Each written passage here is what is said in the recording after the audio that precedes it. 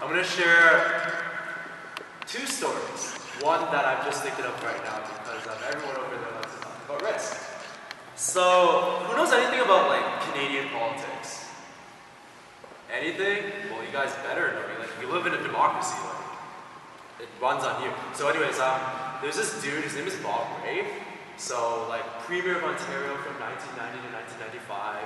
Big Liberal NDP, interim leader for the past like 2 or 3 years, Rhodes Scholar, distinguished lawyer, big guy. Everyone in politics knows his name. And on Wednesday, because I'm in university, right?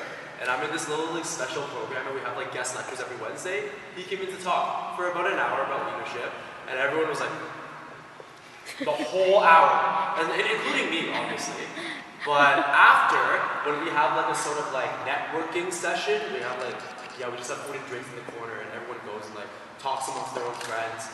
So Bob Rae is standing there alone because everyone had no balls to talk to him. Which is weird because like he's a people's guy, so I was thinking to myself, like I was feeling shy too. Like this is a big man, like he's this tall, he's shorter than I am, but like his persona is like the size of this room. So like I was like sweating when I wanted to talk to him. But in the end I did it. We had a nice conversation, he got to ask about my life, and I told him that I was writing a speech. And so he was like, let me take a look at it. So what I have here is actually partially written by Bob Rae. So I hope you guys enjoy. It's really a privilege to be here today, and I speak to you guys with a lot of honor and a lot of humility as well. So story number 2. About a year ago, I got an email from this guy that I've never heard of and I've never known. He introduced himself. He was like, oh, this is my name. And then he was like, oh, I'm starting a new youth council, and I want to come to your youth council's meetings to talk about my idea. Now, I was sketched. Like, I've never been cold emailed before, so I honestly didn't know what to do. But in the end, I decided to throw some balls and, talk to this guy and reply to him. And it was funny because in the end, we actually turned out to have a lot in common. We wanted to study the same thing in university. We both had similar personalities, and so generally we just got along. Everyone said who's the younger, taller, lankier, sexier version of me, and people could actually get along with. So we kept in touch, kept each other in the loop, and eventually one day he invited me to this conference that his youth council was holding, so that I could talk. This guy's name, of course, is Clive. And if it weren't for his cold email and my reply, despite my fear, I wouldn't have the privilege to be here today. So everyone, please give him a hand.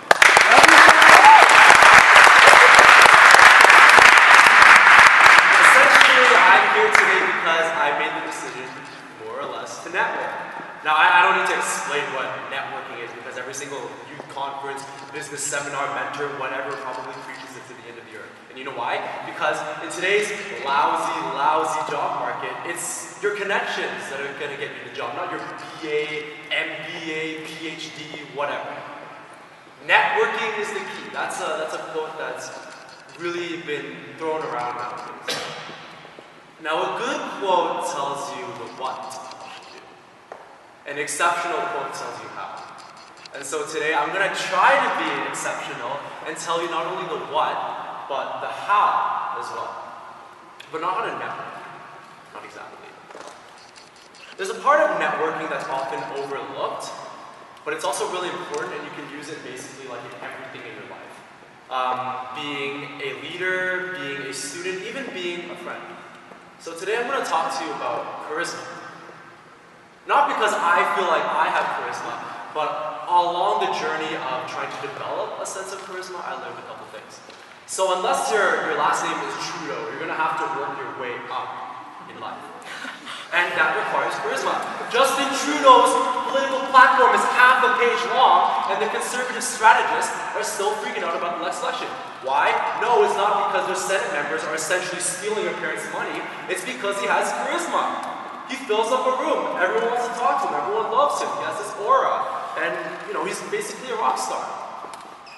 So, in the context of networking, now, charisma can be defined as a collection of traits that appeal to others and leave charm, persuade, inspire, and or influence other people. So I'm not here to teach you how to be intimidating. I'm not here to teach you how to win debates or, be a verbal bully. I'm here to teach you how to lead, charm, persuade, inspire, and or influence other people. I'm here to teach you how to embody that. Or I'm here to give you some tips on how to do that. Because for everyone it's different, and I'm going to offer 5 that I feel have sort of helped me along the way, but of course, it's a never-ending journey. It's a never-ending journey, so we'll see. So the first thing that develops your sense of charisma is a sense of self-confidence, right? Whether you believe it or not, all of you are unique, all of you have your own strengths, your own unique parts to yourself, to your personality, etc. You're all individuals, you're all awesome, and you all have the potential, therefore, to make an impact. Just because you may not have changed the world today, it doesn't mean you can't do it tomorrow. So if you're not feeling too confident about yourself, and you know what, that's totally understandable, have confidence in that prospect that you can make a change, because honestly, you know what, it's true. And you can show your confidence aesthetically, first of all, by smiling or having a more positive look, not like that $500 billion stock exchange guy moping around all day. Nobody wants to talk to a guy like that. Also, your voice is really important. Like, you're not feeling too soft. But don't yell across the room, and don't be like don't have a really eerie voice, but don't be like too nasally about it at the same time. You gotta try to find the middle ground that you're comfortable with in that continuum for both of those things. And you know what? It requires some experimentation, but practice makes perfect for everything, right? Speak your mind, take initiative to start different conversation topics, and again, don't yell over people, but respond to people with heart, with interest, and with care. Because if you want to have people come to you, you first got to come to them. You got to make them want to come to you. And one way to do that is just to give them your attention, your wholehearted attention. Right, now you can, another way to show your charisma is to use your body language. Now remember back in the day, when we were all little and the size of traffic pylons, and we all had cooties, and we had this little personal bubble that we didn't want guys or girls to invade, and we all had this space inside the bubble. Use that space!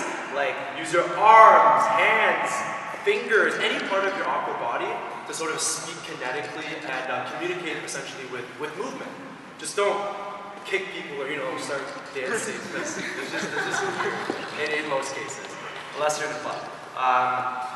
Posture obviously is also very important. Stand tall, shoulders broaden.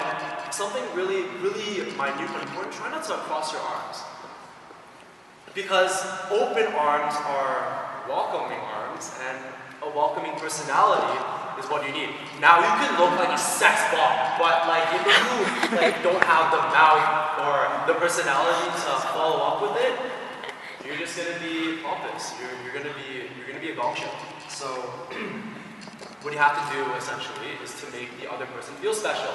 Now that doesn't mean you should read people compliments and ask for their numbers all the time. That's called being aggressive. You don't want to do that.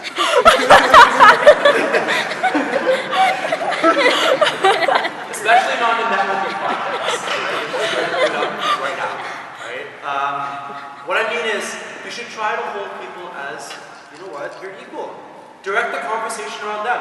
Pay attention to their emotions, their reactions, and their feelings, and let your observations around that guide the conversation.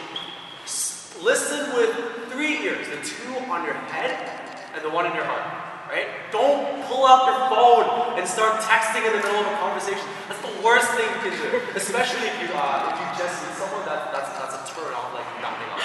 And the most important thing is simply to be optimistic, to see the best in other people, and to let them know about it. Now, another way to enhance your conversation with other people and to be charismatic, step number 4, is to be engaging, right? Keep the other person interested in the conversation. How? By, talking to something that they can react and relate to. The charismatic person now can talk about a lot of things. And that means you have to be well-read, well-rounded, and essentially just know what's going on in the world.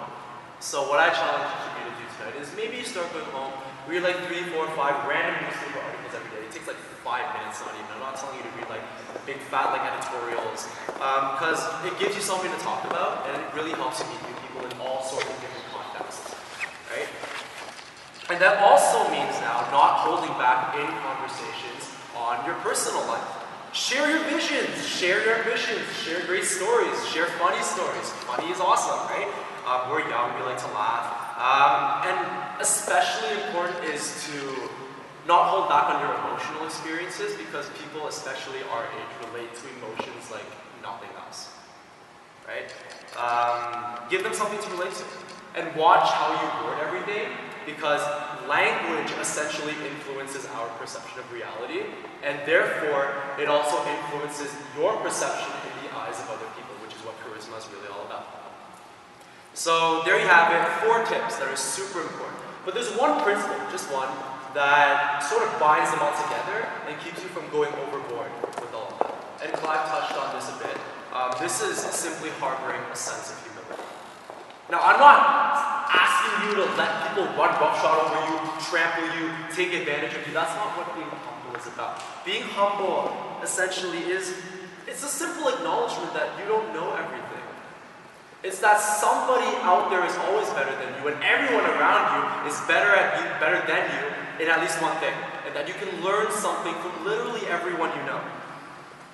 It's also recognizing your own weaknesses and your own limitations. You're not God. You can't do everything. You're not omnipresent. You're not omniscient.